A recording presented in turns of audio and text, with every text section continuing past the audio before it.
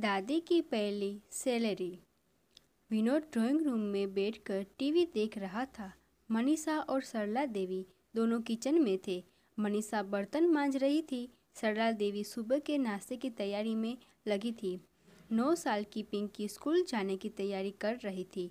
विनोद ने drawing room से ही ऊंची आवाज़ में कहा, मनीषा, तुम्हारा पगार आ गया है? अगर आ गया है तो इस महीने की EMI तुम भर देना। मेरी सैलरी आने को अभी वक्त लगेगा। मनीषा ने किचन से ही सहमति जताई। जी जरूर भर दूंगी। इस बातचीत से पिंकी के कान खड़े हो गए, क्योंकि कल ही तो उसको स्कूल में सैलरी के बारे में सबको समझाया गया था, जिसमें बताया गया था कि हर काम के लिए एक निश्चित रकम मिलती है, जिसे सैलरी कहते हैं। इस बात की याद आते ही वह तुरंत किचन में दौड़ी। उसको ऐसे अचानक दौड़ते देख विनोद भी उसके पीछे पीछे गया। पिंकी ने अपनी दादी के पास जाकर उनसे पूछा, दादी, आपकी सैलरी नहीं मिलती है क्या? विनोद और मनीषा एक दूसरे की तरफ देखकर मंद मंद मुस्कुराए।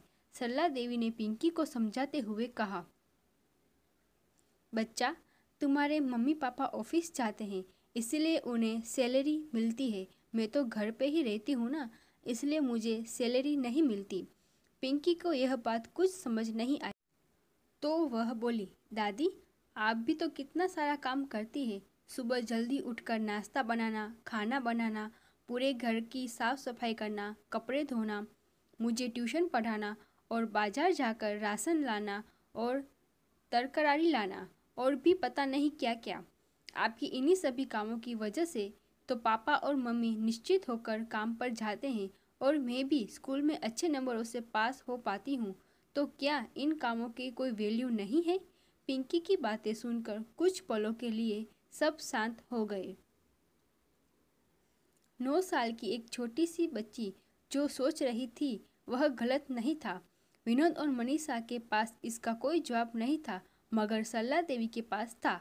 वह बोली, किसने कहा मुझे सैलरी नहीं मिलती? मुझे पैसों के रूप में, कागजों के रूप में सैलरी नहीं मिलती, लेकिन मुझे जिस रूप में सैलरी मिलती है उसकी कीमत कोई आंक ही नहीं सकता।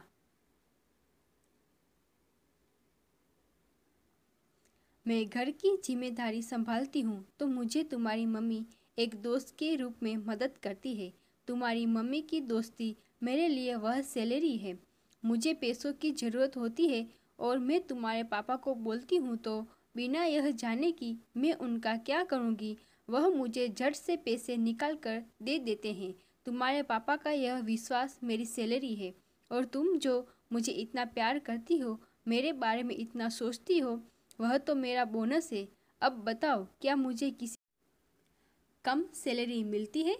दादी की बातें सुन पिंकी खुश होकर दादी के गले से लगते हुए बोली, अरे वाह दादी, आप तो बहुत अमीर है। सबके चेहरों पर बड़ी मुस्कान आ गई। मनीषा सरला देवी के पास आई, उनका हाथ पकड़कर बोली, मम्मी जी, हमने कभी इस बारे में सोचा ही नहीं, लेकिन आपको कभी इस बारे में विचार नहीं आता कि आपको भी सैलरी मिलनी चाहिए? कभी कभार, वह भी जब तुम लोगों को कुछ खरीद कर देना होता है तब थोड़ा सा बुरा लगता है, सरला देवी ने हिचकिचाते हुए कहा। पिंकी बीच में ही बोल पड़ी, तभी तो मैं आपसे कह रही थी दादी, आप ट्यूशन शुरू कर दीजिए। विनोद और मनीषा सरला देवी के तरफ देखने लगे। यह क्या मांजरा है मम्मी? विनोद ने पूछा। अरे कुछ नहीं बेटा, ये पिंकी तो बस बातें बनाती है। सरला देवी ने बात को टालने की कोशिश की। नहीं पापा, मैं आपको पूरी बात बताती हूँ।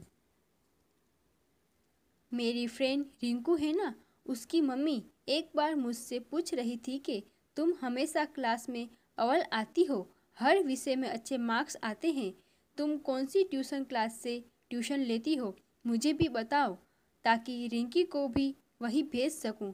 जब मैंने उनसे कहा कि मुझे तो मेरी दादी ही पढ़ाती है, तो उन्हें बहुत आश्चर्य हुआ। फिर अगले दिन तो वह हमारे घर ही आ गई थी और दादी से मिलकर उन्हें रिंकू और उसके साथ 3-4 और बच्चों को ट्यूशन देने के लिए कह रही थी, लेकिन दादी ने मना कर दिया। दादी हाँ भी कैसे करती, उनके पास दिन भर इतना सारा काम हो जो रहता है। पिंकी ने सारी बात खुलकर कही। विनोद बोला, अरे माँ, आपको ट्यूशन पढ़ाना चाहिए। यह बात तो पक्की है कि आप पढ़ाती बहुत अच्छा हैं। देखिए, मुझे भी तो आपने ही पढ़ाया था। उसी की बदौलत मैं इतनी अच्छी नौकरी पर हूँ आज। और रही बात घर के कामों की, तो हम उसके लिए एक काम वाली रख देंगे। आप अपना वक्त ट्यूशन पढ़ाने के लिए दीजिए। सरला देवी ने थोड़ी आनाकानी की, लेकिन बेटा, बहू और पोती ने मिलकर उन्हें आखिरकार ट्यूशन चलाने के लिए मना ही लिया। 1 महीना बीत गया। सरला देवी ने उनके बहू, बेटे और पोती को एक अच्छे रेस्टोरेंट में अपने पैसों से खाना खिलाया। उस दिन सरला देवी की आंखों में रिश्तों की कमाई से के साथ अपनी पहली कमाई की खुशी और संतोष चमक रहा था। अगर आपको हमारा वीडियो पसंद आया हो तो उसे लाइक करें, शेयर करें, सब्सक्राइब करें। धन्यवाद दोस्तों।